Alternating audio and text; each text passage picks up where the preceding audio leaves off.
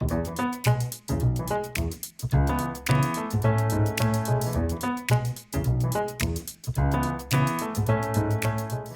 and welcome to the Book Club Review. I'm Kate and this is the podcast about book clubs and the books that get people talking.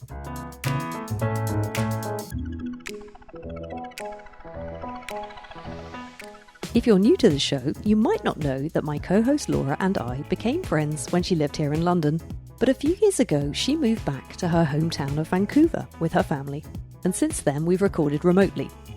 Recently, though, I had the great treat of seeing her in person as she spent a whirlwind week in London. Of course, we had lots of books to catch up on, and our friend and regular guest Phil Chaffee dialed in to join us from New York. In this episode, we're going to be swapping notes on Summer It book, The Ministry of Time by Kaliane Bradley, the auto-fiction of Deborah Levy, Francis Spufford's new novel CAHOKIA JAZZ, and page-turning art world memoir All That Glitters by Orlando Whitfield, among others.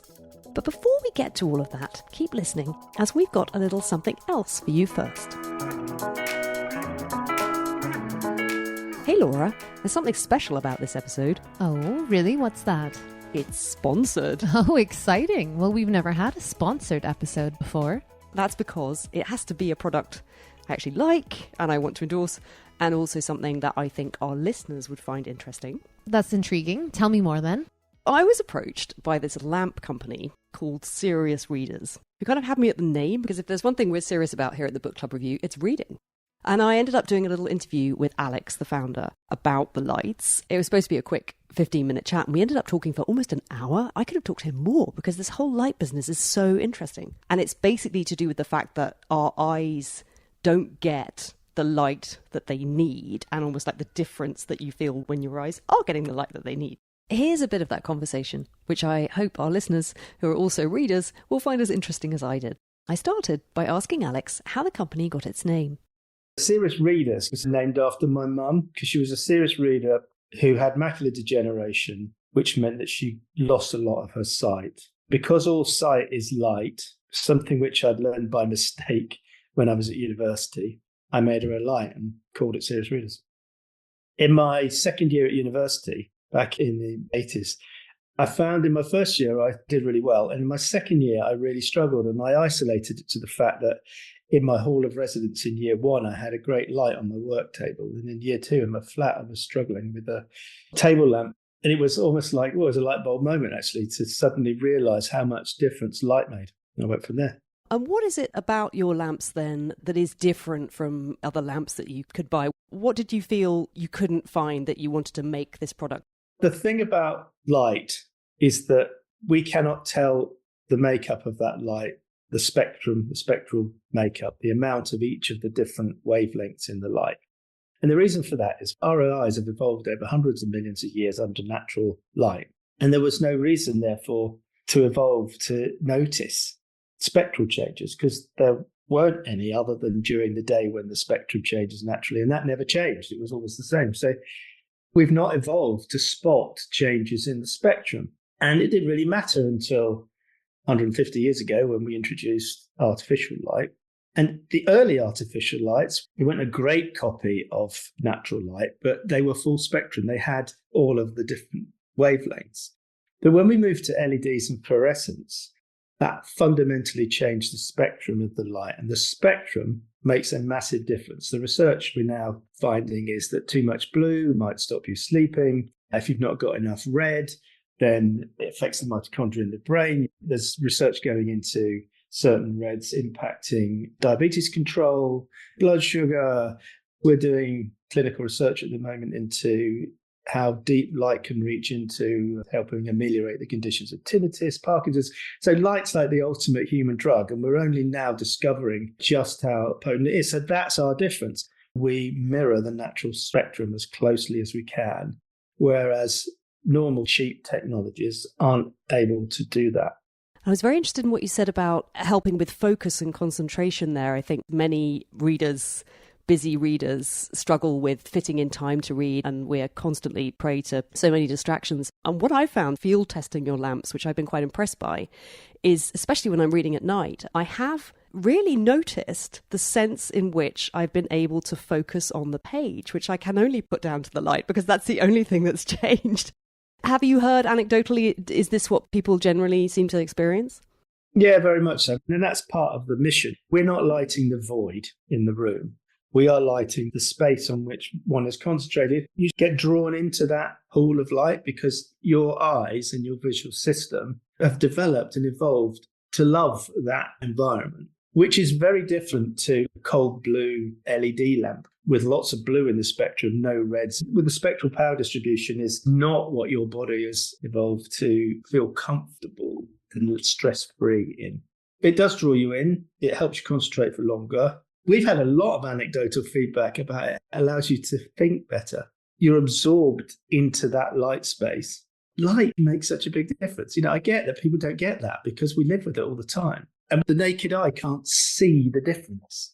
But the difference is real and it's very potent and life-changing. A number of people that say it's transformed my life is really uplifting for us. That's really why we do it. That's what light can do for you. It's powerful stuff.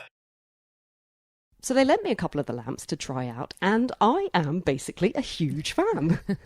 What's so special about them? I've got the floor lamp and the table lamp. There's lots of things I like about them. But the main thing that I noticed when I started using them was how much more easily I felt I was able to focus on what I was doing. And particularly the floor lamp I've got upstairs by my bed, there where I do, actually, as listeners probably know, like my main reading zone is in bed at night before I go to sleep. And I really was noticing how much more easily I was reading and how much more comfortable it felt. Just this little sense of being able to focus on the page that much more easily, which I was rather enchanted by. I have a very diffuse kind of glowing light next to my bed, to the point where I'll sometimes have to contort myself to get closer to that lamp. So what does this one do? Direct straight down on the page? Yeah, so the beam is quite focused, although you can adjust it so you can make it more diffuse, or if you want it even more kind of like precise. You're going to do some surgery? Well, I'm thinking more like needlework. our minds went different places. But definitely you could see that potentially you can imagine, or, in my world, like if you were getting a splinter out of a child's finger or something, I could see that it might be quite useful for that. But no, just for general reading, you can just get it set so that you've got this nice light on the page. And the other thing I noticed, which is a slight side benefit, is when reading in bed at night, when my partner is slumbering away next to me, it was quite good actually, because the light is just on the page and it's not bothering him, which I don't feel like that's in serious readers, marketing brochure. Domestic harmony is important. I'm always reading when my husband's already fallen asleep. Yeah, I think it's good. And even during the day when I'm switching from working on the laptop, which is this blue light you get from a screen, to then I think you're adjusting to normal light. And Alex was saying that when you have the lamp on, what it helps to do is it helps to equalize that light range for your eyes. And so again, I can't remember the sort of science behind it, but it just felt like there's something happening that means that your eyes aren't having to work so hard. When I tried them, I really noticed the difference and I felt like it was more enjoyable to read because my eyes weren't having to work so hard. And I suppose at the back of my mind, I also have this slight sense of wanting to look after my eyes, make them last as long as I possibly can. And it feels to me like these lights might help with that. So listeners, if you are interested to try out a Serious Readers lamp, we've actually partnered up with them to bring you a special offer. Again, unprecedented on the Book Club Review podcast.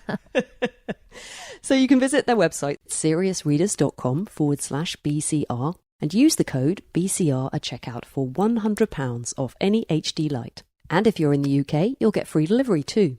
Overseas listeners, you can still get the offer, but just to let you know, there would be a delivery fee. Find that link for more details in the show notes or on our episode page at thebookclubreview.co.uk.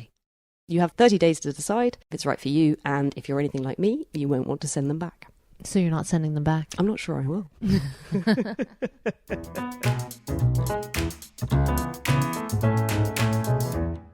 Okay, let's cut from that to an English garden, a couple of glasses of rosé, and some bookish chat.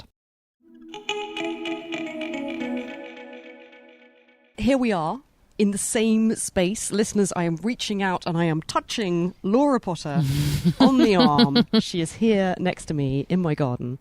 We're next to each other and Phil is joining us from New York. Welcome, Phil. Hello. I am watching them touch on the arm. Clink the wine glasses. Thousands of miles. It is a balmy English evening in London. Phil is dialing in from his office in Midtown. Slightly different experience for him. But we had to recruit him to this bookshelf episode for a very important, controversial reason. There's something that needs to be discussed. So on our little WhatsApp chat that flies around between us, the Ministry of Time came up. For any listeners unaware, this is being pushed by publishers, I think, very much as the book of the season. It's got a huge word of mouth buzz. Chrissy told us about it in the 2024 books preview show that I did with her back in early spring. She was like, this is what I'm really excited about. It's about, what is it about? Actually, you tell it. You guys have read it. I haven't read it yet. Laura and Phil have read it, but there is some difference of opinion about it, which I'm keen to dig into. I am going to just read the blurb to be comprehensive and give people a portrait of it. In the near future, a disaffected civil servant is offered a lucrative job in a mysterious new government ministry, gathering expats from across history to test the limits of time travel. Her role is to work as a bridge, living with, assisting, and monitoring the expat known as 1847, Commander Graham Gore. As far as history is concerned, Commander Gore died on Sir John Franklin's doomed expedition to the Arctic, so he's a little disoriented to find himself alive and surrounded by outlandish concepts such as a washing machine, Spotify, and the collapse of the British Empire. With an appetite for discovery and a 7-a-day cigarette habit, he soon adjusts, and during a long, sultry summer, he and his bridge move from awkwardness to genuine friendship to something more. But as the true shape of the project that brought them together begins to emerge, Gore and the bridge are forced to confront their past choices and imagine futures. I already feel like this blurb has told readers too much, because I read this book, just for context, paint a scene. Phil's already looking skeptical, listeners. I knew enough. I do the perfect amount that when I picked it up in a bookshop, I was like, oh, I've seen this show up on some people's Instagram feeds. Mm-hmm. It's Saturday morning. I'm heading into my weekend. I'm going to buy this book. I'm going to read this book. Really enticingly, it had a quote endorsing it from Max Porter and then from Emily Henry, the exceptionally popular romance novelist who I have read. She's a good writer. Her books are a bit silly, but she's a strong writer. And at that pairing, I was like, oh, this is interesting. Also, time travel, clever narrator, people saying it was funny. And listeners, I loved it. I devoured it with no real critical lens. And I'd snapped it to you guys that day. So I said, ooh, I just got this. I'm so excited to dig into it. But what did you love about it? Was it a really great story or great characters? What was it that was so great? What was it? I think early on, the narrator, who is our protagonist, says, don't think too much about the time travel. Like, don't think about the logistics, it is what it is. So then it really is much more, for the first 3 quarters, about this collision of world perspectives. And the author, as well as the narrator, is of a British Cambodian background. And that's a through thread in terms of her identity, but also some concerns about encountering and cohabiting with this time traveler who is kind of a bastion of the empire. And he doesn't recognize her as anything other than English initially.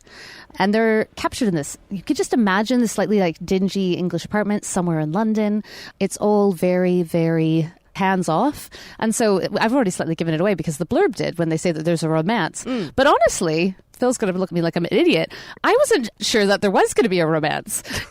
Someone uses the word heartsick in one of the reviews I was checking out. And she's just kind of like pining for this very charismatic, lovely explorer who's been transported from the Arctic. And you do get these flashbacks to the life he was living before he came, which they'd been trapped in the ice in the northern Arctic for 2-3 years, and they're all getting scurvy and their teeth are falling out. And I didn't really know that much about that doomed expedition. And then he's plucked out of it, and he actually has a huge amount of guilt and PTSD about leaving behind all of the men that he was there to serve. And of course, he travels forward in time and discovers that they all died in the Arctic. None of them survived. I'm immediately quite worried about the actual logistics of the whole time travel thing. I'm not sure I would be able to let that go in a casual way. Because, if he wasn't there, the timeline. Well, so it is a fair point, because what they say is that they've only plucked 5 expats out of history. 4 or 5, something like that. From different points in history. And the premise is that they've plucked them out when they were all very close to death. Oh. So that, therefore, Okay. extracting them from time shouldn't change current events. That's clever. Fair because enough. they were about to die. So someone's pulled out of a plague house. I actually don't really remember what the others were doing. There's some wars, like some guys pull from the trenches. World War I guy before he charges into battle, and then they pull him in. He's otherwise just going to be a corpse. Yeah, and there's this thread too. The reason they've only taken 5 or 6 is, one, to test out the implications for bringing people forward in time on history, or the present rather, but also then to test out what happens to them. Like, can they... Psychologically? No, not just. So like Physically? Physically, can they come forward in time? And not a huge amount happens for quite some time, but it is... I was hooked. So, Phil, you loved it too, yeah? I will start about the things I liked. Can we first start with, because I have a thesis, a premise, an idea, but can we just start with how much did you know about it before you read it? Not a lot. I basically knew that Chrissy loved it. I knew that it is sort of the it book. Wasn't there some crazy auction? And also the rights were sold for a TV adaptation before it was ever released. Yeah, that's got Netflix miniseries all over. I knew that there was just tons of... Exactly. And I knew there was tons of hype. And obviously something about time and some thrillery thing. And I will say what I did like is she's got a pretty clever idea. There's some very interesting ideas in there. There's some very interesting plot devices. There's some very interesting stuff that happens at the end. But of all this very interesting plot, there's 5% right at the beginning to set it all up, and then there's 10% at the end, and the other 85% of the book is the most tedious thing. It's just They're like falling in love, Phil. I'm trying to picture like basically, I mean, it's all part of this Frankenstein genre, on-trend genre of romance mashed with something else. So we talked about Fourth Wing a while back, mashed with fantasy, and this is mashed with time travel thriller. But the mashing was very incomplete because it's these long stretches of these cutesy roommates talking about Spotify habits and nothing going on, very little plot being parceled out. And the characters were...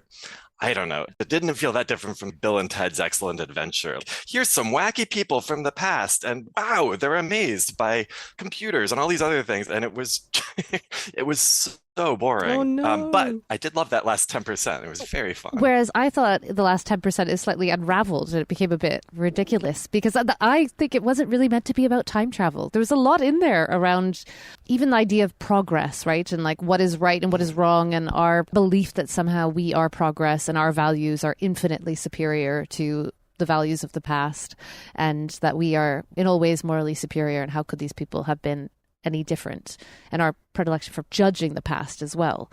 That's all in there. That's why I got so cross. I didn't get cross really, but I was like, Fourth Wing. Like it is, you cannot even. That's a low bar. Yes, the romance is there, and I can be a sucker for, a good will they, won't they. Oh my goodness, will they, won't they is the main thing that gets me in any kind of plot. So for me, I really didn't know if they would, because he's such a cold kind of, he's not cold, but he's entirely closed off from her. And yeah, so I guess they kind of have to say in the blurb that it's romance in order to get the hook and in order to get the people in. But I really read it genuinely being like, oh, she's just going to be real sad for some time because he's just not that into her. The Fourth Wing comparison, just quickly, I do think it's slightly unfair because there's a lot more ideas in here. It's not just about time, but also about complicity, about progress, about interesting critiques of empire. That's all here, and she has interesting things to say about all of that. And I don't think Fourth Wing, I'm not remembering if there's any interesting ideas on that.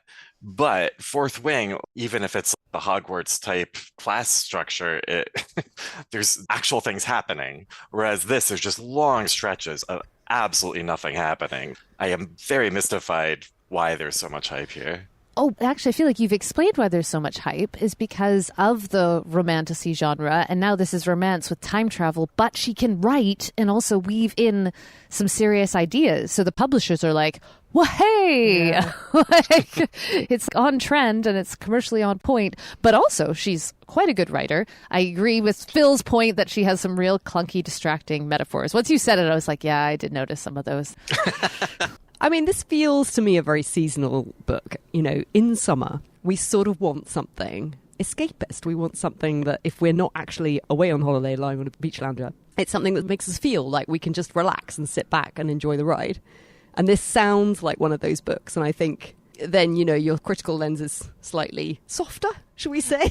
I should say it was also, yes, but she also does, like, there's a real thread around climate change and impending doom of society that I was kind of like, do you really need to bring that in here? Like, does this have a place in this otherwise sensational? It did have a place. But yeah, it's not all feel good, Kate. I think it sounds like a fun book club read. Oh, I don't know if it could be a book club read. I mean, it's fun because my take was spurred by Laura's loving it and by the publishing industry loving it. I feel like without that background, I probably would have been, meh, not for me. There's some fun stuff here. I have high hopes for the adaptation. But I sort of took off a bit on my criticisms just because we're getting spoon-fed this, and I don't know if it's quite worth that. So Phil's also getting his own back because last summer, Phil recommended Burnham Wood by Eleanor Catton to me, which I hadn't really been planning on reading, but I was heading off on holiday, and he was like, "Oh, I loved Burnham Wood. It was such a great page turner. Like, so much happened." And I read it on that recommendation while I was on holiday and finished it and was like, "Phil, this book is ridiculous. The premise is ridiculous. The characters are all annoying." Which leads me to my thesis, which is that sometimes, and I think it is primarily with commercial fiction, right? I do feel like, certainly with Phil and me, it's very rare for us not to have alignment on like really good literature. We're both like, yeah, like this is it. You know it when you see it. There's no debate here. Commercial fiction, though, I think has a lot to do with time and place and expectations. So it's really, what are you in the mood for? What do you know about the book beforehand? And are you ready? Like, are you in the right state of mind to take it on? And so for Burnham Wood, I probably wouldn't have read it without your recommendation. And then it wasn't really the book for me. So I was super critical of it. And similarly, you're like, screw you, publishers. And like, it's like book club. I don't know. It's got a stamp already. Oh, it's a Good Morning America book club book. That's it. It is already everywhere. I'd feel like it hasn't really yet seeped out onto everyone's bookshelf, but it's just a matter of time. It's a matter of the Ministry of Time. It's a matter of the Ministry of Time. Kate, will you be reading it? Of course, I want to read it desperately, and I've got the audiobook downloaded from Spotify, but I haven't been able to because I've been very busy reading the podcast Patreon book club book for this month, which is the new Francis Spufford book, CAHOKIA JAZZ, which I was really excited to read. I love Francis Spufford. I love his writing. I loved Golden Hill. I loved Light Perpetual, totally different book, but I still loved it. This feels more Golden Hill-ish, as he once said to me in an email when he emailed me that one time. Be careful what you say. Yeah. But it's true.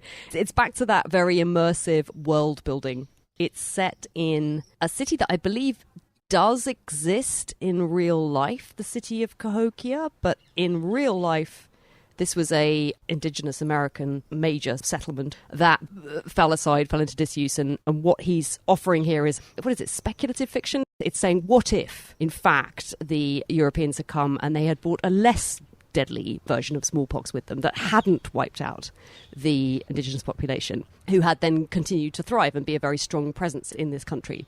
And what you then end up with is a very, very different America that's made up of these three ethnic groups of people that even now, I'm like 2/3 of the way through it, I'm just like, oh, Francis, could you not have thrown us a bone? They're called the Tacoma, a person native to the continent, a Teclusa, a person of African ancestry, or a Takata, a person of European extraction. So fine. Those are quite similar. Fine, but they're so similar.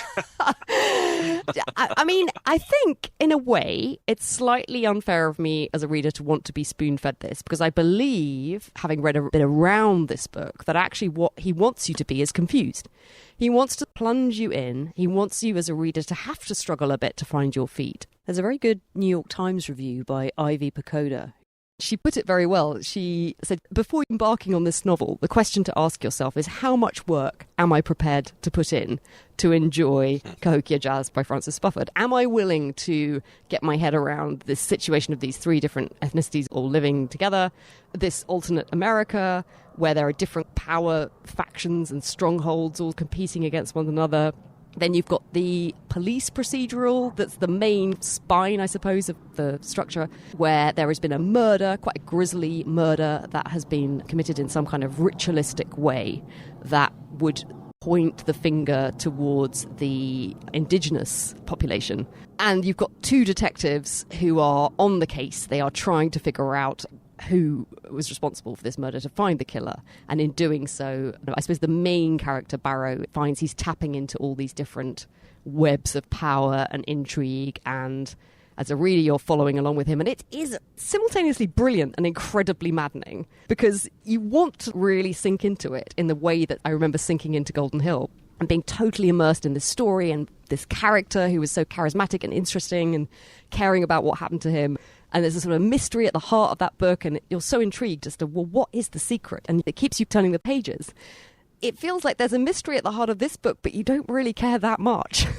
and it's very hard to follow the threads of this character Barrow trying to figure it all out. And the characters themselves, it's strange because they're simultaneously quite rich, but also you're held at a distance from it all because there's so much going on.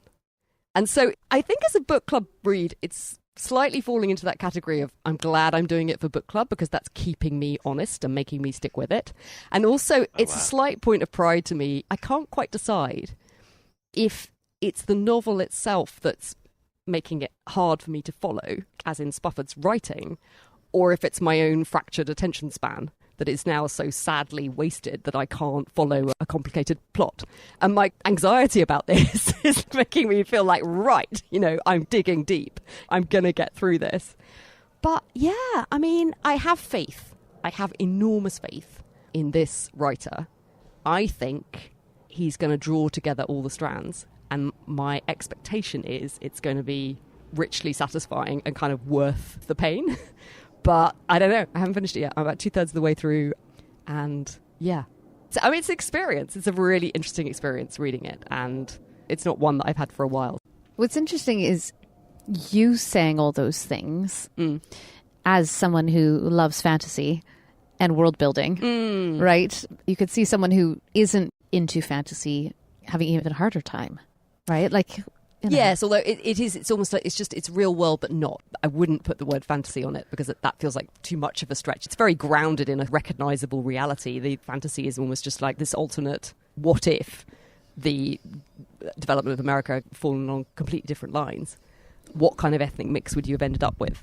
And if the ever-present narrative of America that we know that is a very strong kind of cultural thing that defines almost everything, what if that was different?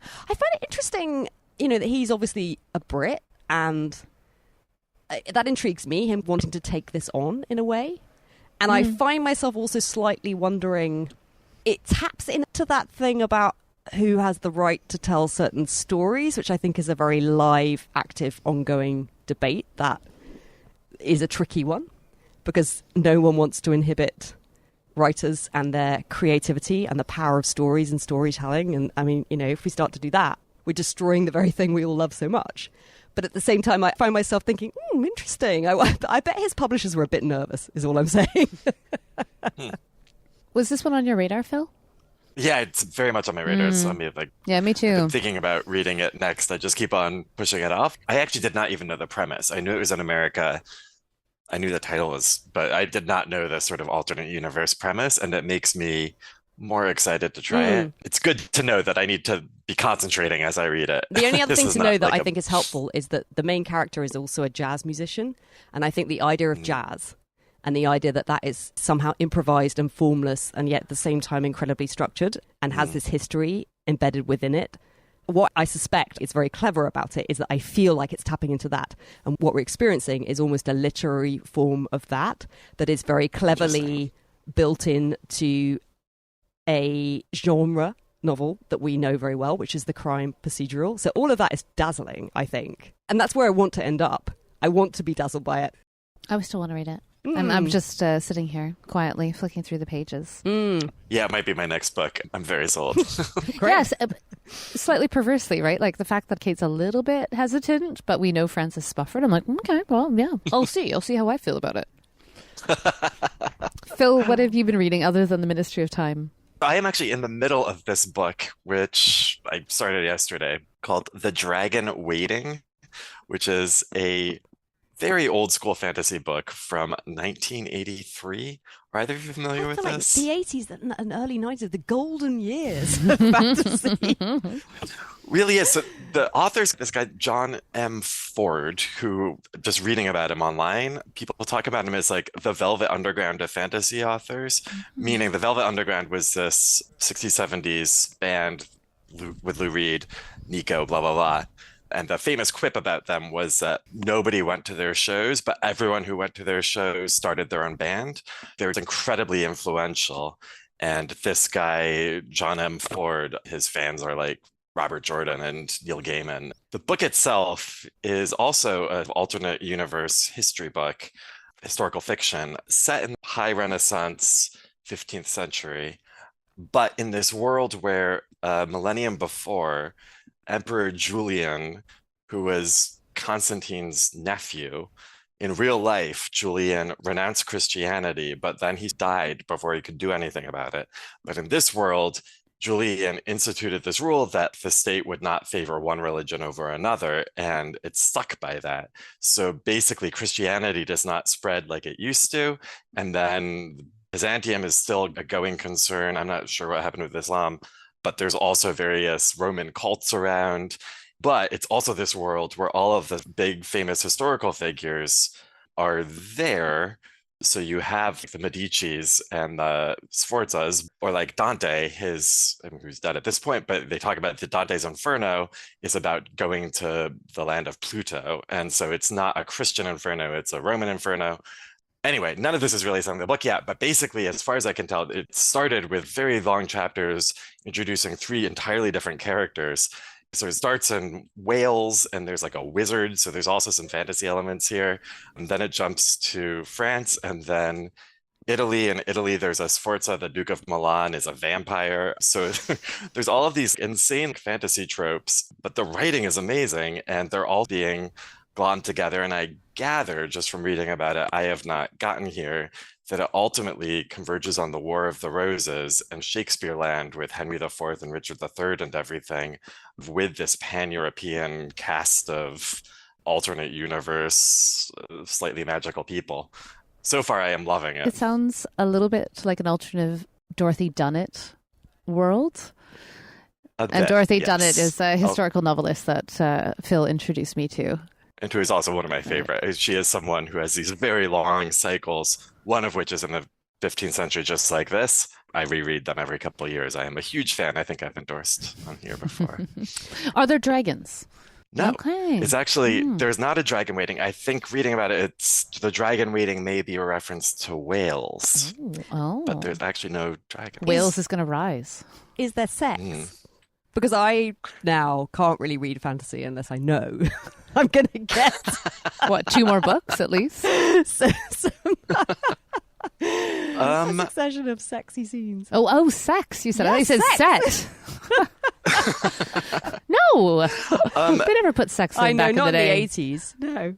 Yeah, I mean, I think it's definitely adult, and I have not gotten to proper sex yet. But some of the protagonists are women, so it's not entirely the boys' own fiction of some of our fantasy from our childhood, but I cannot vouch yet for sex. I don't feel like romance is on the way either. And anyone who didn't catch our episode where we talked about Fourth Wing will know that Laura and I were incredibly impatient with all the sex. We just wanted to read about the dragons. Yeah. Very annoying. Well, that sounds great. I would definitely seek that out because I love a fantasy palette cleanser. I am slightly pleased to say that I haven't read as much fantasy over the past 2 months. I feel like it was all fantasy, January, February, March, in a slightly embarrassing way. And I have been reading more broadly since about April. And that includes reading Deborah Levy's Real Estate, which is the 3rd in her living memoir series. Oh, it's signed. She's got my copy in her hands. So Kate didn't think she had a copy. I didn't think and I was like, I've seen it on your shelf. I was like, I'm going to go get it. it. She's like, no, I don't have a copy. And not only does she have a copy, she has an exclusive signed edition with Post-its in it, proving that she read it and enjoyed it. I thought about it. No, I loved it. Does not remember. And no, I she remember remembers reading it, but she thought she read it on Kindle. Yeah. I listened to the 2nd living memoir, The Cost of Living, when my daughter was between 6 and 8 months old, and it was those May, June COVID months, which were beautiful in London. And all I did was kind of walk around with my small child. And when she would fall asleep, I would have an hour or so of blissful listening to Deborah Levy. I've also read her novels, Hot Milk. Oh, it's not in here. What's her latest one that you also have upstairs? August Blue. August Blue. And I am a huge fan. But if anything, Real Estate, this third in the series, made me even more of a fan. And I think about it, I think I actually just marked it up. I didn't put Post-its in. I think one of the reasons I love it so much is that, one, you feel like she's the coolest friend you've never had. But two, she's a living, breathing embodiment of this older woman having an incredibly rich, creative life and thinking deeply about deep things, I say. Writing, but also identity and sex and gender. And she's constantly pulling in quotes from French philosophers, and she reads very widely. But then she'll have a little aside where she's talking about shoes, because even this huge heavyweight of an intellectual cares quite a lot about the lovely shoes that she's bought. And then she'll muse on what it means for gender and sex and identity. And the whole premise of Real Estate is that, having left her marriage, which was more the subject of the second memoir, she is thinking, she's dreaming of a room of her own, basically, a house of her own. Because she lives in North London in what she calls the crumbling flat. I don't know where it is exactly. Highgate, maybe? Yeah, I think so. Like a crumbling tower block. So even though she's become a wildly successful writer, you know, that still doesn't lead to huge financial wealth by any means, although she is now financially independent. And so she has this dream of real estate, and it's preoccupation that weaves all the way through in terms of how is she going to have this place of her own where people can come. But then musings on it even is like, does she even want it, or is it more just the desire to have this special place for herself? I love her and want to be her when I grow up. And I think that's what's actually so wonderful about her books, is because she's now in her early 60s, maybe even mid 60s, although I think early when she wrote this. And she's living the most amazing, fantastic life on her own terms. That just makes you very, I think, really like hopeful about what's to come, and contrasts very nicely with all the narratives of what it means to be an older woman. I saw her once at the Sally Rooney Beautiful World, Where Are You? South Bank Centre. All the publicity around that book, it was the hot ticket thing to see in London. And I had idly scooped up a ticket quite early on. I was arriving with my friend and we were a little bit earlier. We went in and we realised we were kind of a bit too early. And so we turned around and went out again. And as we exited the building, Deborah Levy swept in, just like a queen. And I had the strongest impulse to just bow at her feet.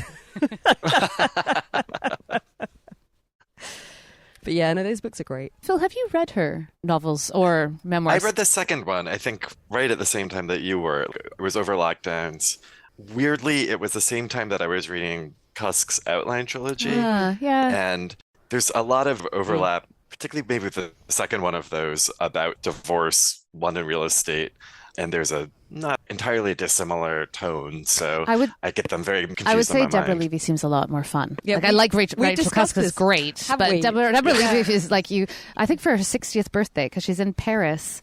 She's got this like grant to go live in a flat in Paris.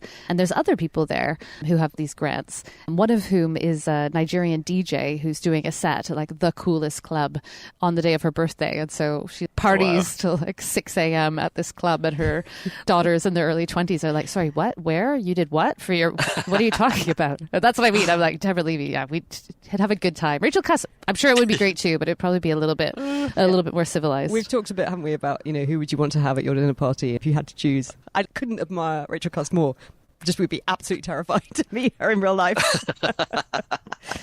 If only for what she was going to write about you. Just that unsparing gaze would be, yeah. Well, in my way of liking to mix it up between fiction reads, I dived into a memoir recently that I absolutely loved. It's called All That Glitters by Orlando Whitfield. And I had been primed to read it again by Chrissy, actually, at the beginning of the year, who told me it was coming out. And when she pitched it to me, she's like, yeah, it's a memoir. It's by this guy who was in the art world, and he found out that his business partner was basically committing like massive fraud, and he hadn't known about it. And so this is the story of what went on. It's the real behind the scenes. And I was like, I'm so sold. This sounds so great. Finally, it came out, and I bought a copy and took it home and started reading. And I basically burned through this book in 2 days. It is so good. So you get the story of Whitfield, and it goes back to when he was a student at Goldsmiths, which is a pretty cool, cutting-edge place to study art here in London. also writing and many other things. It's a place of some renown. So he was there and he befriended this American called Inigo Philbrick.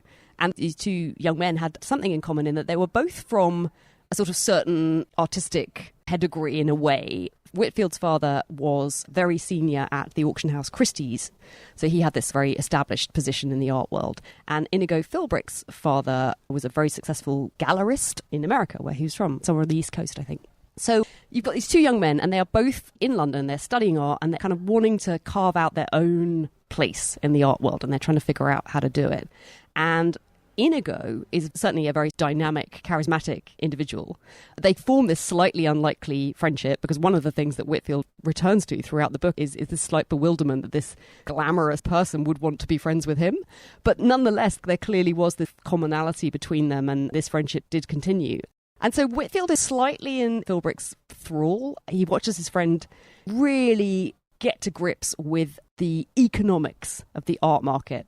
He's got this real understanding of how deals are made, and that dealing art, if you understand what you're buying and selling, and crucially those personal connections with the clients, and the fact that it's all done on trust and a handshake and this very subjective quality, which is value. You know, how do you value a work? This is a world in which work is worth what people are prepared to pay for it. And that when something is sold at a certain price, building artists' reputations, getting those auction prices in, and then it snowballs from there. But it's all, in a way, almost a slightly artificial construct. It's all a bit like money in general, right? It's just something we all believe in, isn't it? But, you know, that's all it is. It's just this sort of shared idea that these things have value. So the book is really interesting about all of that, giving you an understanding about how that world works. You start to see, from Whitfield's perspective, Inigo Philbrick really making his mark in this world, and he's taken on by this very established gallerist, Jay Jopling, who runs a gallery called White Cube. Very successful, very established, and he takes Philbrick on and very quickly realizes that here is a young man who can make him a lot of money. And so he sets him up in a separate gallery, separate to White Cube, and the idea is that Philbrick will be dealing on the secondary market. So these are works that are never shown in galleries. It's all done kind of like word of mouth and things moving from bonded warehouse to bonded warehouse, and sometimes never even being shown to the public because it's all about this network of contacts and information and very, very, very wealthy people wanting these sort of liquid assets, I think is what it is. Illiquid? Yeah, so, you know, things that are these objects that have this value, but that are somehow kind of almost transitory, you know, they're not fixed. They can be bought and sold and disposed of, and crucially, not subject to the same tax that putting your money in a bank might be. So, yeah, Whitfield's sort of uneasy sidekick to all of this. He doesn't really fit. He's not good at it in the same way that Philbrick is. And after a few years, he hasn't really found a place or a role with Philbrick, and so he starts to drift away, and in the background is his own psychological meltdown. He has a bit of a crisis, and he ends up drinking too much, and he ends up going to rehab. And then there's a very moving passage about where he found solace, which is in the work of this art restorer, who's someone who's very painstakingly working very carefully to help restore these works of art to their beautiful, pristine state. And there's something a bit miraculous about that Orlando Whitfield really takes solace in. And so what you're getting as well is this kind of side thread about, on the one hand, art as commercial product and a value and this monetary value. And it's speculation and wheeler dealing and all of this. But on the other hand, is this very lovely thread about what does art really mean? What is it about works of art that is precious and special? And actually somehow is that separate from any monetary value that we might place on them? And I think that's one of the things that makes this book quite special, is it isn't just this sensationalist story about this very exciting fraud that was going on under everyone's noses, and you see the arc of that and then you see the fall at the end. But it's also about someone really trying to figure out the meaning of art and somehow what place culture has in our lives. That is really interesting because he doesn't have all the answers. You're alongside him trying to figure it out. And also, you've got this amazing psychological dynamic between these two that's just really beautifully drawn. I found that completely mesmerising. I absolutely loved it. It was a London that's very recognisable to me. I work in Piccadilly. The streets around where my office is, these are the streets that all these galleries are. These are the people that are all in this book. You know, I see these people every day and I'm very much like, oh my goodness, you know, how the other half live. Because it is very like that. I mean, it's just ridiculous. It's like another world. This very cushioned, lovely world. I think this is the thing I think about the world of the wealthy. It's a very nice place to be. No one's horrible to anyone because you wouldn't need to be. You know, it's all done in a very kind of this veneer of geniality and charm because no one has any worries. They've just got all this money. They don't need to have these kind of like everyday arguments that the rest of us have. I don't know. It's just interesting to me. And I think you get a real taste of that in this book as well. You get to go behind the velvet curtain and you get to see these spaces. What were their names? Orlando Whitfield and Inigo Philbrick. Which are maybe the best names ever. I mean, even just on that. Quite par for the course in the art world. It's so good. I absolutely loved it. It was such a great read. It was just a great read. And we're talking a bit about non-fiction, and sometimes people, I think, are a bit wary of non-fiction. And what you really hope, perhaps, if you are feeling that way, is that you want a non-fiction read that reads like a novel. This is such a great story. You know, it will have you turning the pages because you'll want to know how things pan out at the end. After Kate raved about this, I went out and also devoured it in 36 hours. I second everything Kate said. It is such a good read. Inigo Philbrick is such a larger than life dynamic character who just pops off the page just as much as the name promises. And Orlando Whitfield, I don't think Kate mentioned, is just a great writer. The prose is really good. It's really evocative. That's an example where the similes they don't feel cliche, but they also are just like, oh yeah, that is the way. Oh yeah, I know what you're talking about. And that's just constantly that. And the way he links in, you really dive into a couple. There's one deal in particular, but there's a couple elongated transactions that are very complex, and he sort of unpicks them and you understand how this art world works. But then having that next to this deep psychological complexity and these ruminations on art, it was just an astonishing book. I absolutely loved it. Well, I'm in. That's why I was asking you if you had a copy. The final thing to say is I think it would make a really good book club book. I think one of the interesting things to discuss is where you come down morally. You know, is this in some ways an attempt to exonerate Philbrick? Because one of the arguments that Whitfield makes is that basically, look at the art world. It's unregulated. It's the Wild West.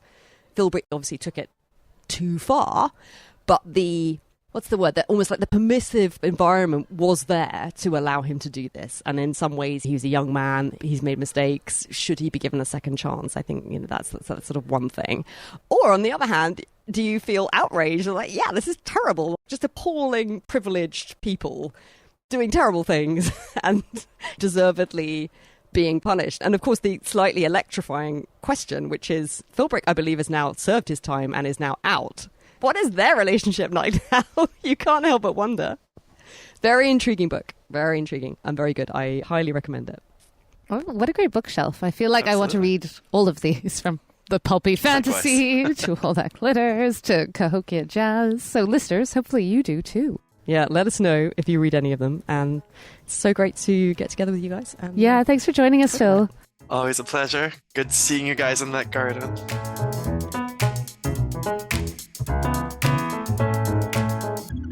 That's nearly it for this episode. Books mentioned were The Ministry of Time by Kaliane Bradley, CAHOKIA Jazz by Francis Spufford, The Dragon Waiting by John M. Ford, Real Estate by Deborah Levy, and All That Glitters by Orlando Whitfield. If you're interested in the Serious Readers lamps we mentioned at the top of the show, don't forget you can visit seriousreaders.com/BCR and use the code BCR for £100 off any HD light. The link is in the show notes, or you'll find the details at the episode page on our website, thebookclubreview.co.uk, where you'll also find our archive of over 150 episodes. Try one from the backlist. There are lots of gems. This episode of the Book Club Review was edited and produced here in London by me, Kate Sotover. If you enjoyed it and want to support me in making more, you can get involved over at patreon.com/The Book Club Review. For a small amount each month, you can sign up to get extra episodes and a weekly bookish email from me. Plus, at the higher tier, you can join a brilliant group of people and talk books with them and me every month at our book club, held over Zoom. This month we're reading Wifedom by Anna Funder, in which she explores the untold story of George Orwell's wife, Eileen O'Shaughnessy, and considers her own role as a writer, wife and mother. I'm so excited to be reading it, and I can't wait to discuss it. Come and join us. If you'd like to see what we're up to between episodes, do follow us on Instagram and Threads at Book Club Review Podcast, or email us direct at bookclubreview@gmail.com. And if you enjoy our shows and want to do a nice free thing in return, please do leave us a quick star rating and review via your podcast app. It helps other listeners find us and cheers me up no end when I find them online. But for now, thanks for listening and happy book clubbing.